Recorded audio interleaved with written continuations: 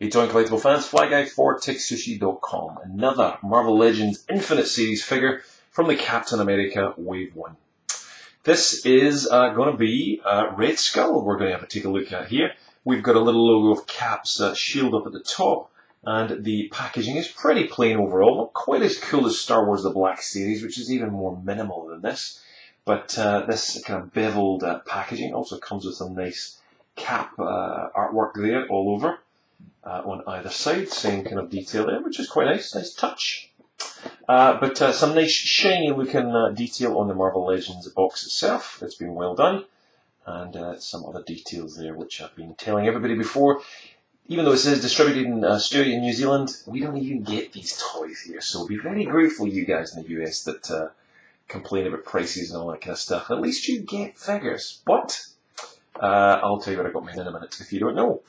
Agents of Hydra, there's a case there. So it's basically the same package for two of the figures there, for the Hydra Soldier and for Red Skull himself. And there we go. There's some detail. This is also a Build-A-Figure collection figure. So each figure comes with a part to build this shield manned droid, I should say. So we will show you the parts that come with it, but we'll show you the final figure at the end too. So let's get a look at Red Skull. Before we go, so just to say, I buy all my stuff at dorksidetoys.com. If you want to buy it, there's a link directly underneath. Check it out. Now, Red Skull here is a bit of a kit bash of figures. Just so happens that he's been raiding Nick Fury's wardrobe. And as you'll see there, let me focus that a little better. Actually, I'll give you a bit of a distant shot and you'll see it a whole lot better than that. And there we go. So there's Red Skull, and there's Nick Fury. And you'll see they're both wearing the same trench coat. So the same detail pretty much overall. And even the trousers there, Red Skull's are grey, but Nick Fury's is black. So this is why we get on this figure here a working holster which doesn't fit the pistol. Well, it does fit a pistol, but we'll explain more about that in a minute. So it's effectively a bit of a cheat. It's a Nick Fury repaint, but look, it still looks good, and the killer thing for this is definitely the Tesseract Cube and the facial sculpt. So let's dive in and get a bit more of a high-def look at this guy. So the facial sculpt, he's got a real glum kind of face on him. He just, I love about it though, it's a bit pissed off. He's just very kind of gloomy, and well, so would you be if you had all your skin ripped off and it was just red underneath. So yeah, I suppose. Nice paintwork though, nice little shading. As you can see, the detail on his face there that they've done, not only on the mould, but on the paintwork that's been applied. I mean, it's a really good facial sculpt. All the little grooves on his grumpy ass face, and all the little notches you can see in the cheeks, and the nose, and the tops of the lip, and they've had that shading applied to them. Is very, very good indeed. Even around the back of the head, I mean, look at all the detail there on his skull itself. It's a really good job they've done in the facial sculpt. So even though it's a bit of a cheat on the body, it's still a very good figure.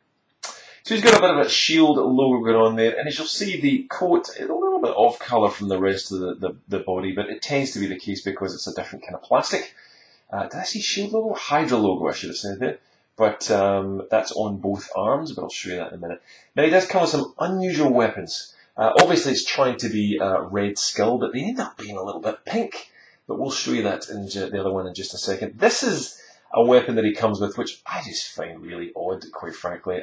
Someone, if you can tell me if this is a comic book or something, but it looks like some, I don't know, of course, between a marital aid and a gun, it's a very weird-looking little thing.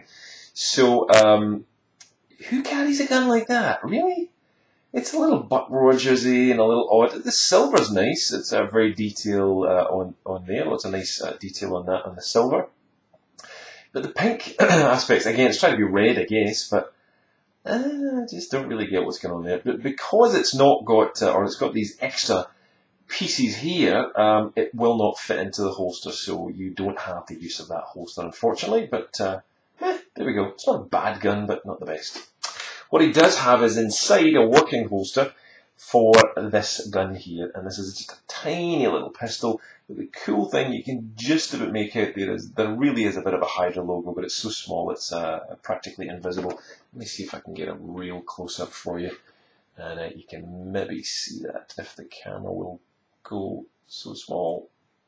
You can just about see there, but it's basically a little Hydra logo. So not a lot, I mean, the detail in the gun, of course, it's like a pink gun. So, just, yeah, whatever. It's not bad, but it's not the gun he would carry, guarantee you.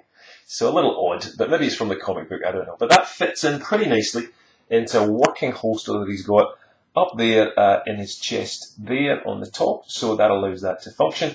But also this one down at the side, as I've said, will also take that gun rather than the crazy pink handled marital aid gun. But if we pop that one in there, that does fit in. So you at least get an option of 2 holsters to take the completely pink gun if you want to. So there's some options going on there.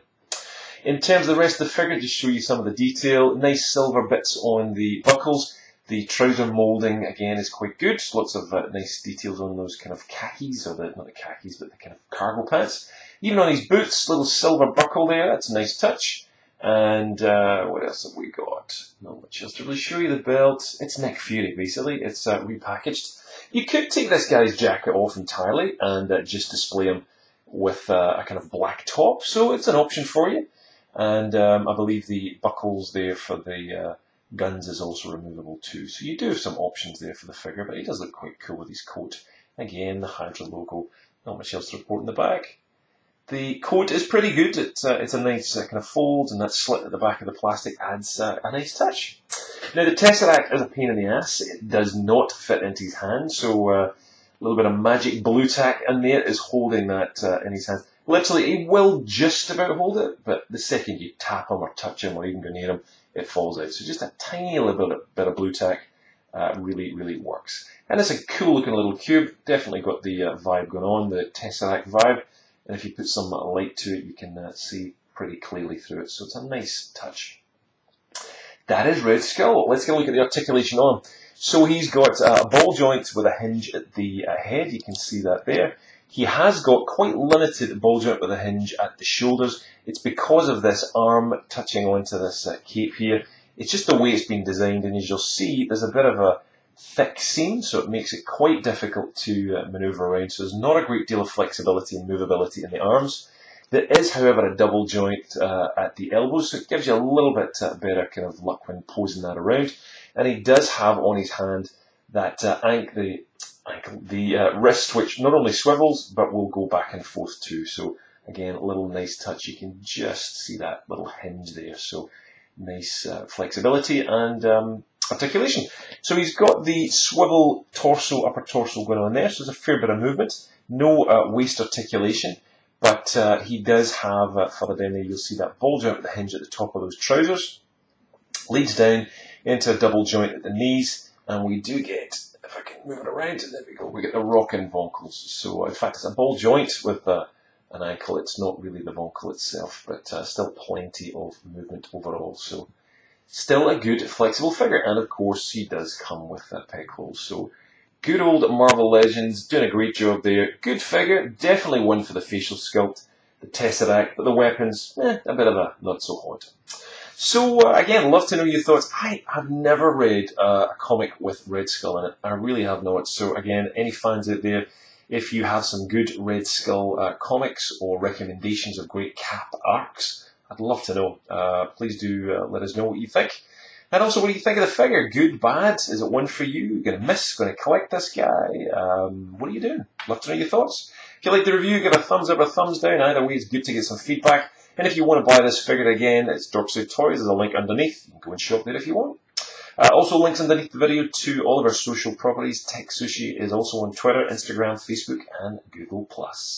We also have one other thing to show you in this video, which I nearly forgot to do, and that is the Build-A-Figure part for this guy. Now, for Red Skull, you'll also see the Hydra Soldier comes with the same part. So a little bit confusing. We get 2 of these whenever you buy these collections, so it's a little bit odd. Kind of like the Green Goblin, you're going to end up having 2 parts of these figures overall. So it's the left arm, and this arm for the soldier is the shield mandroid, I should say, is this part here. It's basically reusing the Iron Man what's his name? Blue Ironmonger. That's the figure. It's been remolded, or bits of it have been taken, like this fist there, and this is a new kind of parts of it that have been put onto the arm. But like, I find this is pretty useless without showing you the full figure. It's a little bit like, well, whatever. But yeah, so there's a Builder's Droid part, but ultimately we want to see the full droid, so we'll get a little bit of time to wait before we get the next wave. Definitely, if you haven't, check it out and pre-order the Wave 2 of these guys. I cannot wait for the Wave 2. It's got swappable heads for Steve Rogers' Black Widow, which is only 1 per case. So if you want to get Black Widow, good luck trying to find it in a store. I'm certainly never going to find it in a store, so I've placed my order already. So yeah, try and get it online. That's what I would recommend if you want to get hold of it. But that's it for this figure, and we'll see for the rest of the Captain America Marvel Legends Infinite coming up soon. Cheers!